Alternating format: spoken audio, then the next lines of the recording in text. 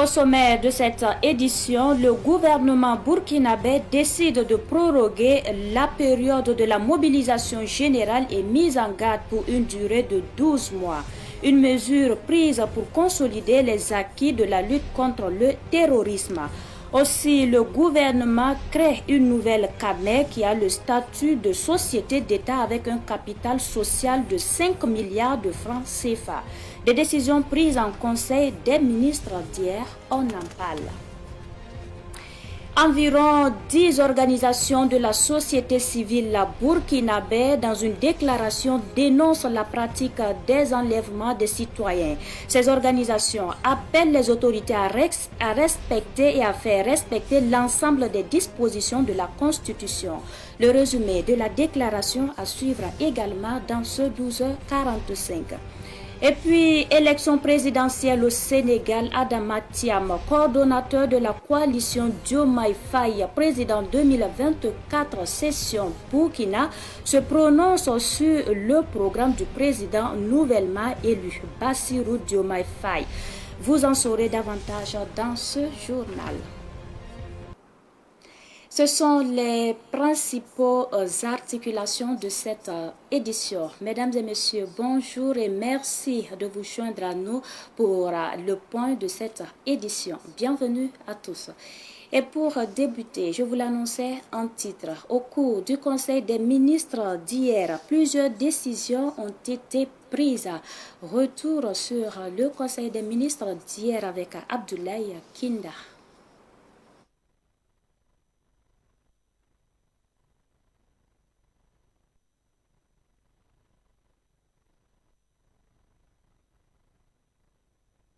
Au titre du ministère de la Défense et des anciens combattants, le Conseil a adopté un décret portant prorogation de la mobilisation générale et de la mise en garde pour une durée de 12 mois. Le gouvernement a décrété pour une nouvelle période de 12 mois la mobilisation générale et la mise en garde en vue de consolider les acquis pour tout ce qui se passe sur le terrain. Et c'est dans cette optique que ce décret a été pris en vue de garder les mêmes dispositions et que les personnels puissent travailler dans les meilleures conditions possibles. Son adoption va ainsi permettre alors de garder toujours cette situation de mobilisation générale et de mise en garde. Le Conseil a aussi adopté un décret portant autorisation d'octroi d'une garantie souveraine de 124 milliards au profit d'une société turque pour l'acquisition de matériel militaire. Le Conseil vient donc d'adopter un décret portant octroi d'une garantie souveraine au profit de la société turque Bayka Makina dans le cadre donc de l'acquisition de matériel spécifique au profit des forces de défense et de sécurité. L'année dernière, à peu près à cette même période, nous avions accordé une garantie souveraine à IB Bank dans le cadre de ce même processus-là. Alors, ce renouvellement, cette fois-ci, s'est fait directement avec donc, la société turque elle-même. Donc, il n'y a plus d'intermédiaire. Alors, cette garantie souveraine est très avantageuse pour nous dans ce sens qu'elle nous permet de faire une économie d'environ 70 milliards de francs CFA. Un décret portant création d'une nouvelle CAMEC a été adopté lors de ce même Conseil des ministres. L'objectif est de renforcer l'autorité souveraine de l'État dans la garantie de l'accès universel aux médicaments essentiels, de réguler les prix et d'assurer la qualité des produits pharmaceutiques. Le premier rapport porte sur la création d'une société d'État dénommée CAMEG, consacre l'autorité souveraine de l'État dans le secteur stratégique du médicament, qui ne pouvait continuer à rester sous le giron associatif. La création de cette société d'État devrait renforcer la gouvernance de la CAMEG et améliorer l'accès universel du médicament aux populations. Le deuxième rapport est relatif à l'approbation des statuts de la société d'État CAMEG, centrale d'achat des médicaments essentiels génériques et consommables médicaux. Le chef du département en charge du développement industriel a annoncé la pose de la première pierre du complexe industriel textile de la société Hirotex Burkina SA à Sourou dans le Boulkemde. Le coût du projet est de 165 milliards. Plusieurs organisations de la société civile réagissent sur la situation nationale. Elles dénoncent les arrestations arbitraires des leaders d'opinion par les militaires au pouvoir. Elles ont exprimé leur mécontentement dans une déclaration commune. Le résumé de la déclaration avec Issa Oumar Ati. Elles sont une dizaine d'organisations de la société civile à hausser le ton sur la situation nationale.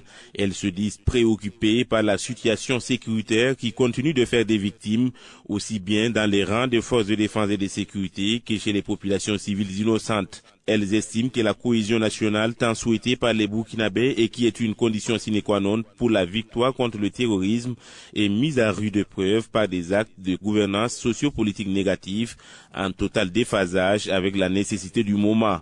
Ces organisations, dont font partie le Rhin-Lac, le Centre national de presse Norbert Zongo et le MBDHP, regrettent que le constat fait de la division systématique des Burkinabés en patriotes et apatrides constitue l'autre élément des préoccupations majeures du moment. Une division stigmatisante généralement sous-tendue par des menaces de toute nature proférées par des personnes instrumentalisées, des arrestations et détentions arbitraires, des enrôlements forcés à des fins de traitement inhumain et dégradant de toute voix émettant une opinion critique négative sur la gestion actuelle de l'État. Ces organisations de la société civile dénoncent et condamnent cette pratique et demandent au gouvernement de procéder à la libération sans délai ni condition de toute personne illégalement arrêtée et arbitrairement détenue.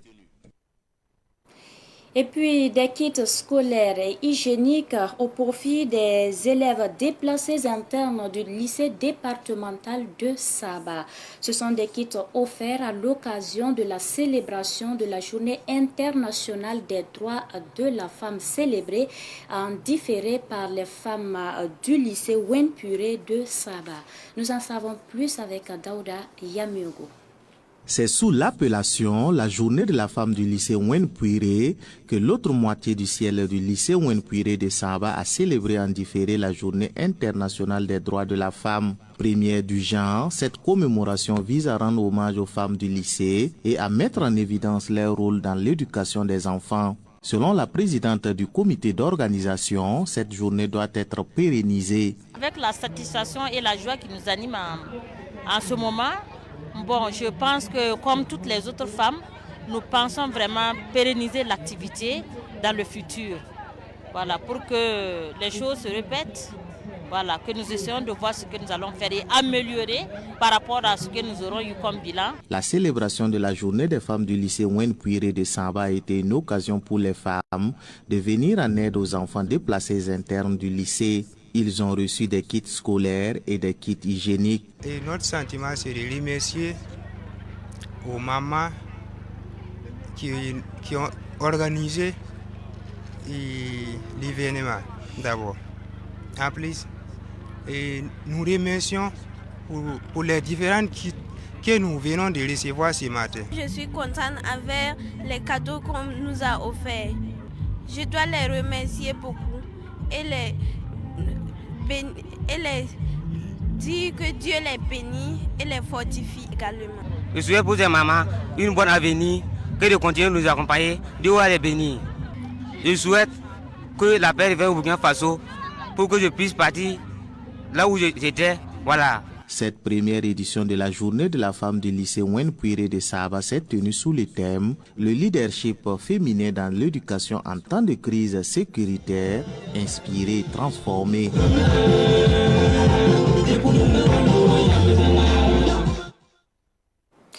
Autre sujet pour poursuivre ce Savane Midi. Des entrepreneurs de plusieurs pays d'Afrique évoluant dans plusieurs domaines d'activité ont été honorés par le Forum international de Dubai Business.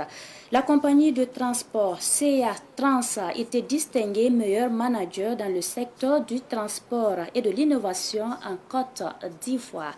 Les détails avec notre correspondant Boukari Zongo depuis Abidjan en Côte d'Ivoire.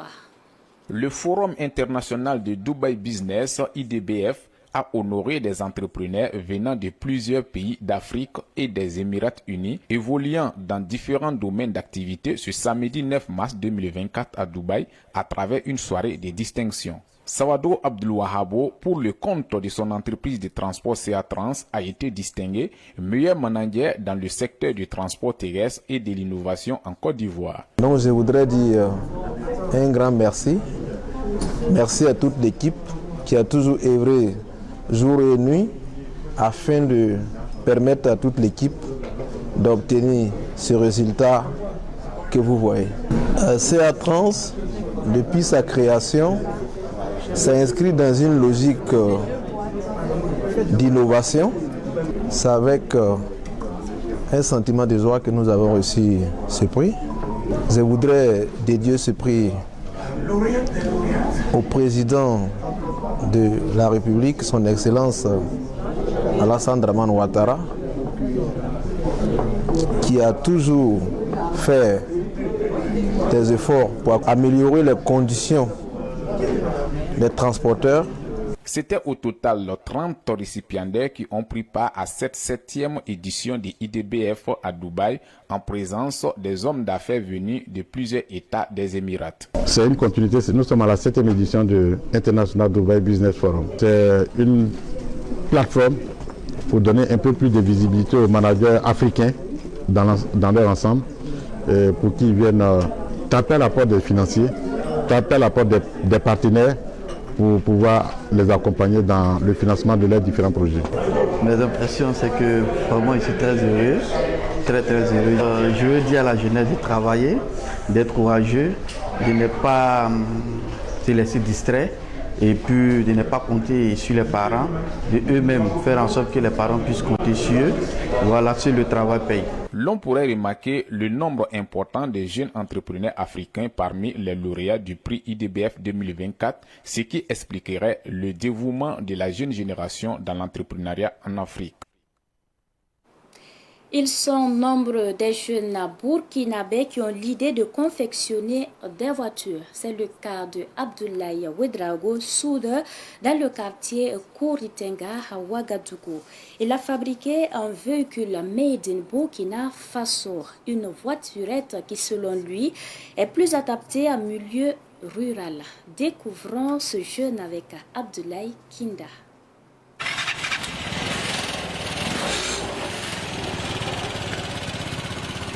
Abdoulaye Ouedraogo, un jeune burkinabé, est passionné de technique et de fabrication d'outils. Cette passion doublée de son génie créateur lui ont permis de réaliser un rêve d'enfance. Abdoulaye Ouedraogo vient de fabriquer, à partir des pièces de tricycle, une voiturette. C'est l'inaccès aux automobiles et par la jeunesse burkinabé et par la jeunesse africaine. Vous allez voir chez nous, Burkinais ici, surtout en Afrique, les automobiles sont chères et très coûteuses et même les frais d'entretien aussi sont assez coûteux. Donc moi j'ai eu cette idée-là de fabriquer cette automobile-là à 2 places qui consomme moins à base de matériel de taxi-moto, qui pourra faciliter le déplacement des jeunes comme des vieilles personnes aussi dans les zones rurales, parce que dans ces zones-là, d'autres personnes ont souvent de l'argent, pouvant atteindre 2 millions, et ils partent acheter des motos. Et il y a certains déplacements qu'ils ne peuvent pas faire souvent avec ces motos-là. Ce jeune soudeur qui a fait des études en génie civil a pour projet de concevoir des véhicules pour soutenir l'armée burkinabé. Donc avec 2 millions par exemple, je ne dis pas que ma création fait 2 millions, c'est un intervalle que je donne. Par exemple, un jeune de Kongoussi, Zuniaré et tout ça, dans les localités de son village, peut rouler cette voiture-là parce qu'elle est tout terrain, et adaptée et moins chère. Et elle peut servir aussi, voilà, d'engin pour nos binômes, voilà, pour servir dans l'armée aussi. C'est après plusieurs essais que Abdoulaye Ouedraogo a enfin fait rouler ce véhicule grâce à l'aide de son père qui fabriquait déjà des motoculteurs. Celui-là, c'est le 3e que j'ai réussi à faire rouler. Voilà. J'ai d'abord essayé en premier et j'ai commencé par la base. J'ai vu que le matériel que j'utilisais n'était pas assez solide. Ça, c'était un échec. Deuxièmement, j'ai recommencé. Mais je n'ai pas commencé à la base. J'ai commencé par le coq. Et j'ai fini. Et c'était un échec parce que je n'avais pas un libre accès à la base pour pouvoir apporter mes modifications. Donc ça aussi, j'étais obligé de détruire ça. Et c'est au 3e niveau maintenant que j'ai commencé par la base, par le châssis, comme on le dit souvent. Et voilà, j'ai réussi à faire rouler ça avec l'appui de mon papa. Parce qu'avec mon papa, nous fabriquons déjà des motoculteurs. Voilà, des motoculteurs, des sémois, des vibreurs de pavés, des compresseurs d'air.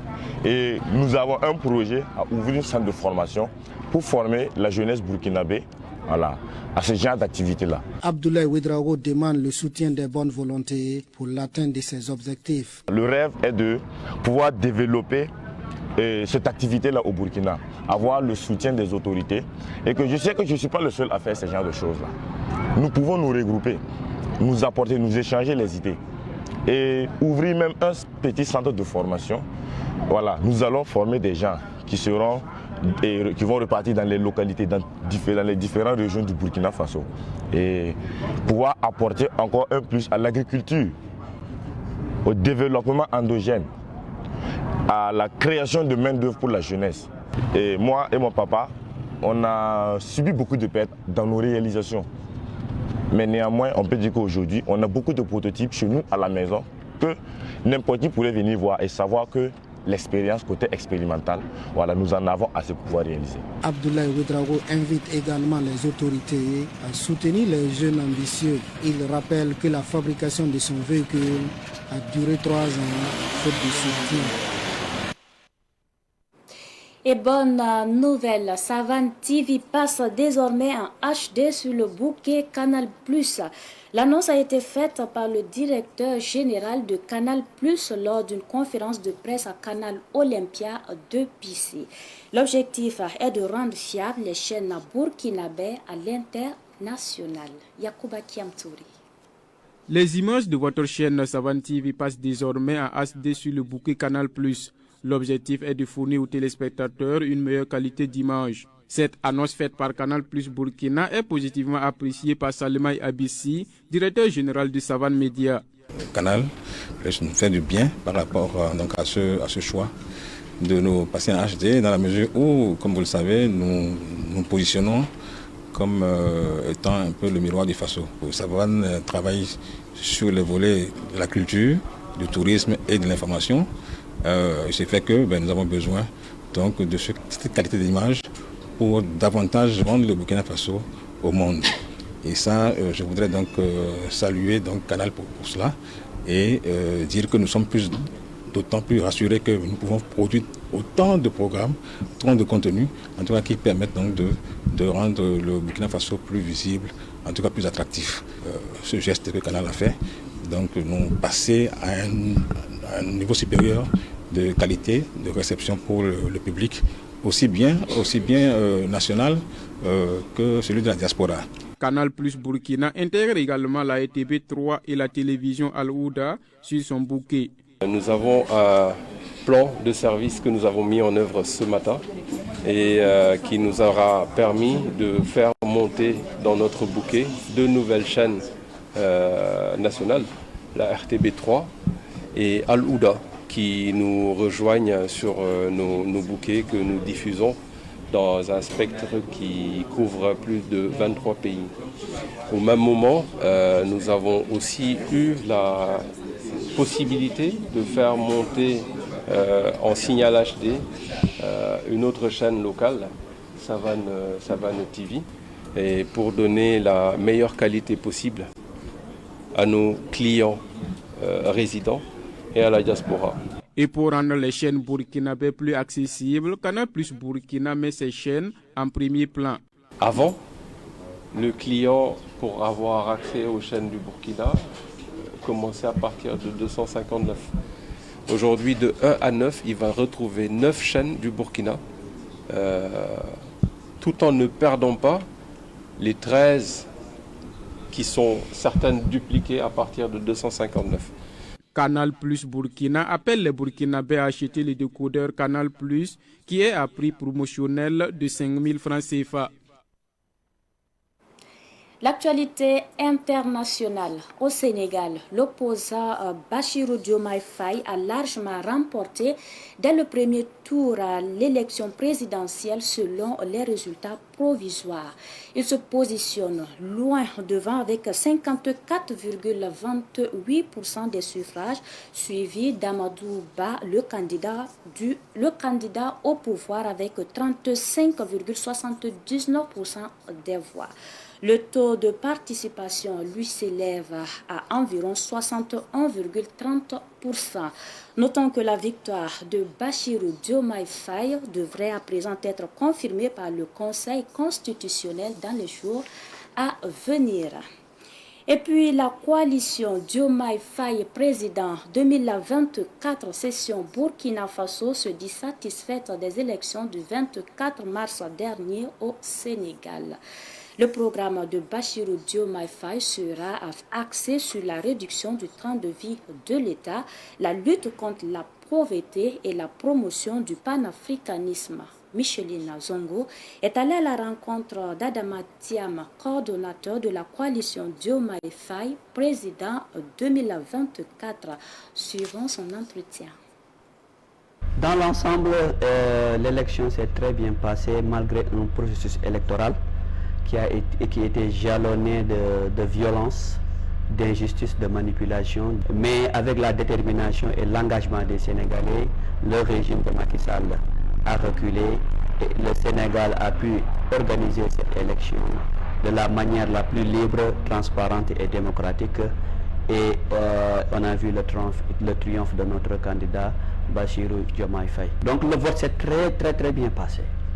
Que ce soit au Sénégal, que ce soit dans la diaspora, on n'a pas signalé de cas d'irrégularité, de violence majeure. Le plus dur reste à venir parce qu'il y a de très fortes attentes du peuple sénégalais et des réformes très profondes à apporter. Durant le règne du président Macky Sall, la justice sénégalaise était à terre, comme son bras armé pour régler des comptes politiques.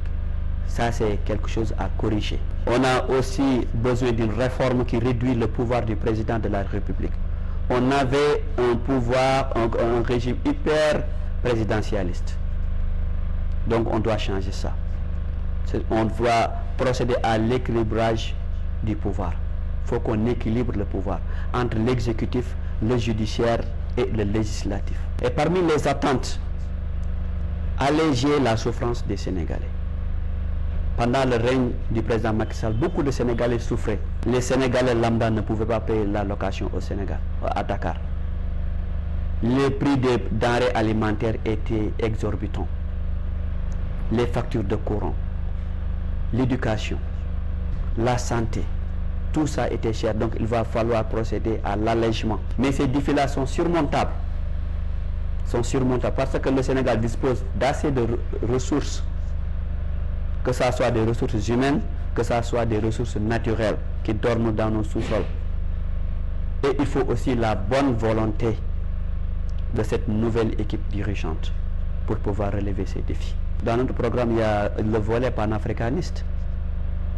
Oui, panafricaniste. Parce qu'on est conscient qu'on ne peut pas se développer seul, surtout dans la sous-région ouest africaine. Il faut qu'il y ait un développement harmonisé. Pour cela, il faut mettre en place un nouveau programme panafricain. Et dans ce nouveau programme panafricain, la coopération inter-État occupe une place de choix. Par exemple, le Sénégal et le Burkina doivent coopérer de manière bénéfique entre les deux pays. Et puis, des Sénégalais appellent le nouveau président à être celui de tous les Sénégalais. Il doit placer l'intérêt supérieur de la nation au-dessus de tout autre intérêt. Samuel Moko s'est entretenu avec Korgaba Kampaoré, sénégalaise vivant au Burkina Faso. Les Sénégalais ont élu leur nouveau président le dimanche 24 mars dernier. La diaspora sénégalaise au Burkina Faso a participé à cette élection présidentielle. Les élections se sont passées dans l'ensemble. Vraiment, tout a été bien. On s'est levé le matin à 8 h, on est parti dans les bureaux, on a voté. Ça s'est passé dans le calme. Il n'y a pas eu d'incident ni rien, comme d'habitude. Nous, on a l'habitude de voter comme ça.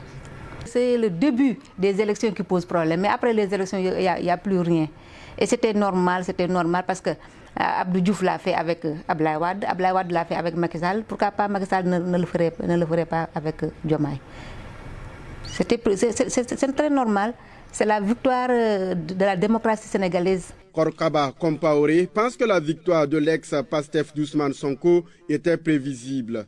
Elle invite le nouveau président Bassirou Diomaye Faye à mettre l'intérêt du peuple au-dessus de tout. C'est un long chemin pour lui et nous tous, Sénégalais, nous sommes derrière lui parce que actuellement il n'y a plus de politique. On doit se mettre main dans la main, se battre pour l'évolution de notre pays. S'il gagne, c'est le Sénégal qui gagne. S'il perd, c'est le Sénégal qui perd. Et qui est le Sénégal? C'est nous. Pour Korkaba Compaoré, le nouveau président Bassirou Diomaye Faye devrait prendre à bras le corps la question de l'emploi des jeunes. La jeunesse croit en lui. Ils ont pris tous leurs efforts mettre sur lui. Donc, il n'a qu'à les aider. Surtout le côté emploi, côté éducation. Il n'a qu'à les aider. C'est ça que je demande.